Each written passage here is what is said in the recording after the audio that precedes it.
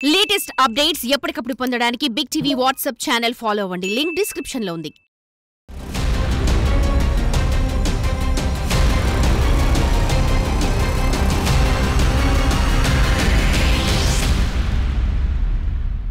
తిరుమల పరకామణిలో వందల కోట్ల దోపిడీ జరిగిందనే ఆరోపణలు ఇప్పుడు తెలుగు రాష్ట్రాల్లో సంచలనంగా మారాయి. దీని వెనుక గత ప్రభుత్వ పెద్దల పాత్ర ఉందని ప్రస్తుత టీటీడీ బోర్డు మెంబర్ చెబుతుండడమే కొత్త చర్చకు దారితీసింది. రవికుమార్ అనే వ్యక్తి పరకామణిలో నుంచి డాలర్లను దొంగిలించాడని, తద్వారా వందల కోట్లు కూడబెట్టారని ఆరోపిస్తున్నారు. అతని కేసుల పాలవకుండా కొందరు పెద్దలు రక్షించారనేదే ఇప్పుడు హాట్ టాపిక్గా మారింది. అసలు తిరుమల పరకామణి కుంభకోణం ఏంటి? ఎలా దోపిడీ జరిగింది? ఏ విధంగా బయటపడింది?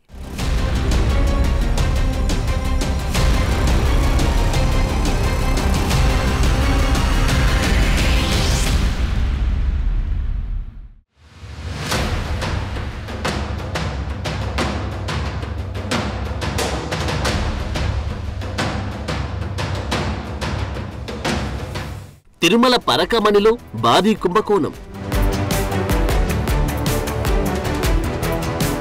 200 కోట్లకు పైనే దోపిడీ జరిగిందా? సంచలన ఆరోపణల వెనుకున్న వాస్తవాలేంటి? వీటన్నిటికీ సమాధానాలు తెలియాలంటే చాలా విషయాలు వివరంగా తెలుసుకోవాలి. ఈ కేసు మొత్తం సివి రవికుమార్ అనే వ్యక్తి చుట్టే తిరుగుతోంది. అతను తిరుమల పెద్దజీయంగార్ మఠంలో క్లర్క్గా పనిచేస్తున్నారు.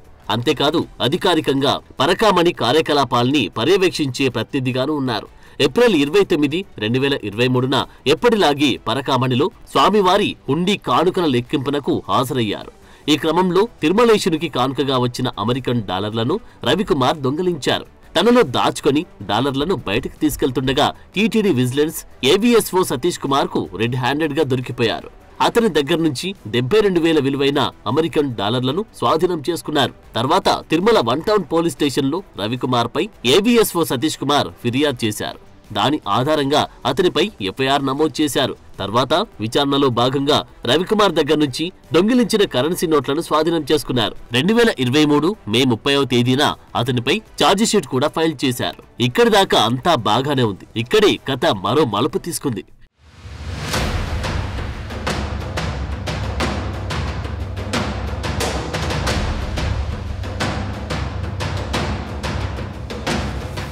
రవికుమార్ విచారణ తర్వాత కొందరు పెద్దలు సీన్లోకి ఎంటర్ అయ్యారని చర్చ నడుస్తోంది. రవికుమార్ నిరంతరం స్వామివారి పరకామణి లెక్కింపునకు వెళ్లేవాడని, పెద్ద జీఆర్ మఠం ఉద్యోగి కాబట్టి అతనికి పెద్దగా తనిఖీలు ఉండకపోవడంతో భారీ మొత్తంలో చోరీకి పాల్పడ్డాడని ఆరోపణలున్నాయి. అలా తిరుమల వెంకటేశునికి కానుకల రూపంలో అందిన కరెన్సీని దొంగలించి దాని ద్వారా తిరుపతి, చెన్నై, బెంగళూరు, మహాబలిపురం, మైసూరులో 100 కోట్ల విలువైన ఆస్తులు కూడబెట్టాడని సమాచారం. ఈ వ్యవహారం బయటకొస్తే తిరుమల పెద్ద జీఆర్ మఠానికి చెడ్డ పేరు వస్తుందని, ఈ విషయం బయటకు రాకుండా చేశారని ప్రచారం జరుగుతుంది. కానీ అసలు విషయం వేరే ఉంది. రవికుమార్ ఆస్తులపై కన్నేసిన కొందరు బడాబాబులు అతని ఆస్తుల్ని బలవంతంగా అమ్మించి క్యాష్ చేసుకున్నారనే ఆరోపణలున్నాయి. కొన్ని కొసరు ఆస్తుల్ని మాత్రం స్వామివారి పేరుతో రాయించారని అంటున్నారు.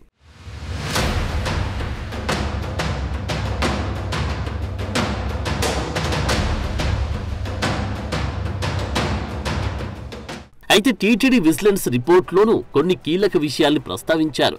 తిరుపతి, చెన్నైలో తమ పేరిట ఉన్న కోట్లు విలువైన ఆస్తుల్ని రవికుమార్, అతని భార్య 2023 మే 19వ తేదీన తిరుమల తిరుపతి దేవస్థానానికి రాసిచ్చేశారు. శ్రీనివాసుడి మీదున్న అపారమైన భక్తి శ్రద్ధలతోనే తమ ఆస్తుల్ని రాసిచ్చేసినట్లుగా రవికుమార్ దంపతులు రాతపూర్వకంగా తెలియజేశారు. ఈ ఎపిసోడ్ తర్వాత సెప్టెంబర్లో పరకామణిలో కరెన్సీ దొంగతనం కేసుకు సంబంధించి లోకాయుక్తలో రాజీకొచ్చారు. చోరీ కేసులో రాజీ పడడం ఏమిటనేది అర్థం కాని విషయం. 2023 ఏప్రిల్ చివర్లో కేసు నమోదైతే సరిగ్గా 4 నెలలకు లోకాయుక్తలో రాజీ పడడమేంటి అనేది అసలు డౌట్. ఈ 4 నెలల గ్యాప్లోనే అప్పటి టీటీడీ పెద్దలు, కొందరు ఉన్నతాధికారులు పెద్ద వ్యవహారాన్ని నడిపారనే చర్చ ఉంది. ఈ కేసులో 100 కోట్లు చేతులు మారడం వల్లే టీటీడీ పెద్దలు, పోలీసు ఉన్నతాధికారులు సహకరించి ఉంటారని ప్రచారం కూడా నడుస్తోంది.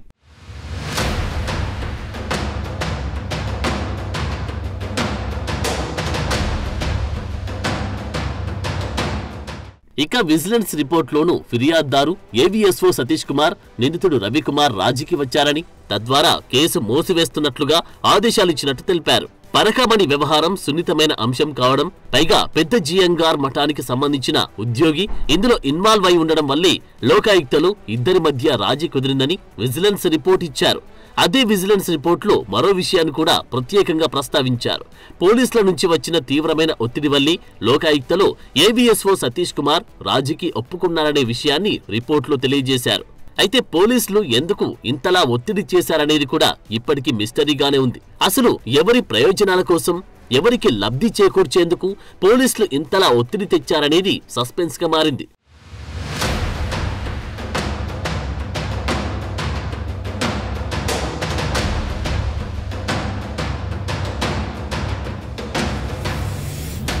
కూటమి ప్రభుత్వం అధికారంలోకి వచ్చిన తర్వాత శాసన మండలిలో ఎమ్మెల్సీ రామ్ గోపాల్ రెడ్డి ఈ విషయాన్ని ప్రస్తావించారు.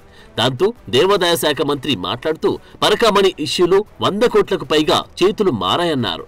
టీటీడీ విజిలెన్స్ రిపోర్ట్ ప్రకారం పోలీసుల ఒత్తిడి వల్లే లోకాయుక్తలో రాజీ పడాల్సి వచ్చిందంటున్నారు. అంతేకాదు పరకామణిలో చోరీ కేసులో పోలీసులు బలహీనమైన సెక్షన్లు పెట్టారనే అభిప్రాయాలు కూడా వ్యక్తమవుతున్నాయి. కేవలం నిందితుడు రవికుమార్ ని తప్పించేందుకే ప్రీ ప్లాన్డ్ గా ఇలా చేశారనే ప్రచారం కూడా ఉంది. అందువల్ల ఈ వ్యవహారంపై హైకోర్టు జడ్జితో విచారణ జరిపించి లబ్ధి పొందిన వాళ్ళందరినీ జైలుకు పంపాలని ప్రస్తుత TTD board member Bhanuprakash Reddy demand చేస్తున్నారు. గత కొన్ని సంవత్సరాలుగా టీటీడీ పరకామణిలో డాలర్లని దొంగలిస్తూ కోట్ల రూపాయలకు పడగెత్తినటువంటి రవికుమార్ దగ్గర అప్పుడున్నటువంటి గత ప్రభుత్వంలో ఉన్నటువంటి అధికారులు రాజీ చేసుకోవడాన్ని నేను తీవ్రంగా తప్పుపడుతున్నాను. ఆ రాజీ కూడా పోలీస్ అధికారుల నుంచి తీవ్ర ఒత్తిడి కారణంగా మేము రాజీ చేసుకున్నామని చెప్పి టీటీడీ విజిలెన్స్ రిపోర్ట్లో పొందుపరచడం చాలా దారుణమైన విషయం. ధార్మిక క్షేత్రంలో ఇలాంటి దారుణాలు జరగడం చాలా తప్పిదనం. దీని మీద వెంటనే ఒక ఎంక్వైరీ కమిషన్ వేసి ఇంటి దొంగల్ని ఆ రోజు ఎవరెవరు దీంట్లో పాత్రదారులు సూత్రధారులు ఎవరున్నారో వారిని శ్రీవారి భక్తుల ముందు నిలబెట్టాలని చెప్పి నేను ధర్మకర్తల మండలి సభ్యుడిగా ఈరోజు ఈఓ గారికి, చైర్మన్ గారి దృష్టికి తీసుకురావడం జరిగింది. ఇక పోలీసుల ఒత్తిడి మేరకి లోకాయుక్తలో రాజీకి ఒప్పుకున్నామని విజిలెన్స్ ఇచ్చిన రిపోర్టే పరకామణి వ్యవహారంలో లబ్ధి పొందిన వారి మెడకు చుట్టుకుంటుందని చర్చ జరుగుతోంది.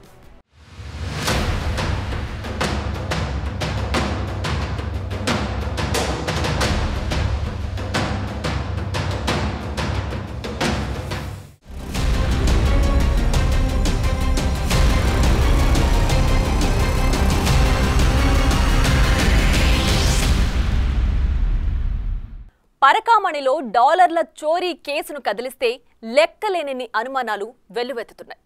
అసలు శ్రీవారికి కానుకగా సమర్పించిన కరెన్సీని దొంగతనం చేసిన వ్యక్తితో రాజీ కుదర్చడమేంటి?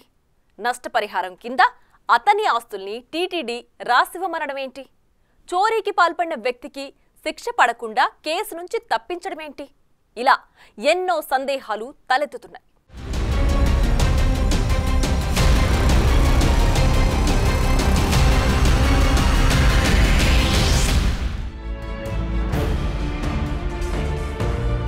తిరుమల పరకామణిలో 72,000 విలువ చేసి అమెరికన్ డాలర్లు దొంగలించి రవికుమార్ పట్టుబడ్డాడు. కానీ ఈ కేసు కేవలం ఆ 72,000కు సంబంధించి మాత్రమే కాదు.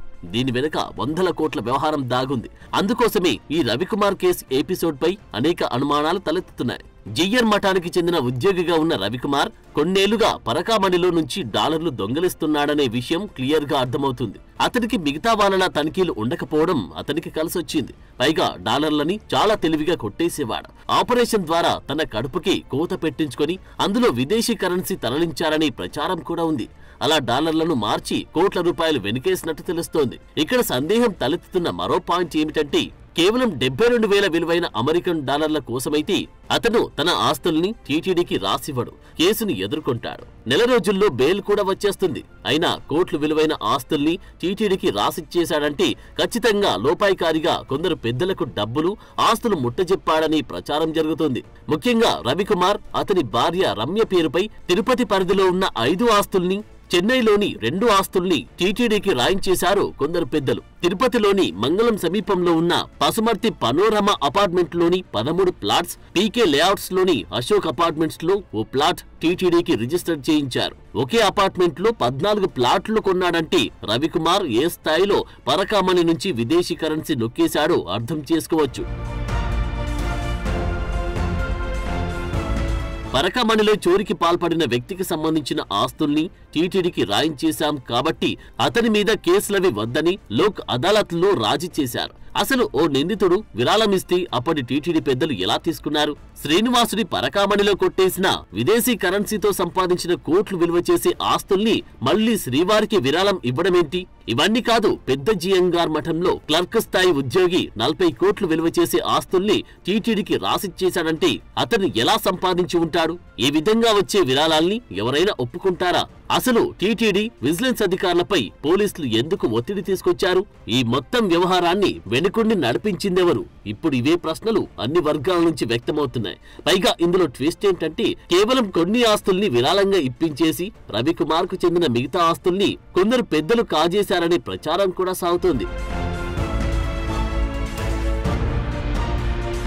రవికుమార్ కేసుని లోకాయుక్త ద్వారా రాజీ చేయించడంలో అప్పటి టీటీడీ పాలక మండలి పెద్దలతో పాటు టీటీడీ ఉన్నతాధికారులు, జిల్లా పోలీసు అధికారులు కీలకంగా వ్యవహరించారనే ప్రచారం కూడా ఉంది. ఒకవేళ అదే నిజమైతే వాళ్ళంతా ఏ మేరకు లబ్ధి పొందారనే ప్రశ్న కూడా తలెత్తుతోంది. కేవలం 72,000 విలువైన డాలర్లు చోరీ చేసిన కేసులో పట్టుబడినంత మాత్రాన కోట్లు విలువ చేసే ఆస్తులు ఎందుకు రాసిచ్చాడనేది మేజర్ డౌట్. అయినా ఓ దొంగతనం కేసులో నష్టపరిహారం కట్టించడమేంటి? అలా ఎందుకు చేయాల్సి వచ్చింది? అసలు పోలీసులు కూడా బలహీనమైన సెక్షన్లు ఎందుకు పెట్టాల్సి వచ్చిందనేది కూడా మరో అనుమానం. మైసూర్, బెంగళూరులో ఉన్న ఆస్తుల్ని కూడా రవికుమార్ అమ్మేశాడనే ప్రచారం జరుగుతోంది. ఈ మొత్తం వ్యవహారంలో వెనకుండి నడిపించిన పెద్దలు ఎంత మేర లబ్ధి పొందారు అనేదే ఇప్పుడు ప్రధానమైన చర్చ. అయితే రవికుమార్ కు చెందిన 100 కోట్ల ఆస్తుల్ని కొందరు పెద్దలు కాజేశారని, దానిపై విచారణ జరపాలనే డిమాండ్లు వస్తున్నాయి.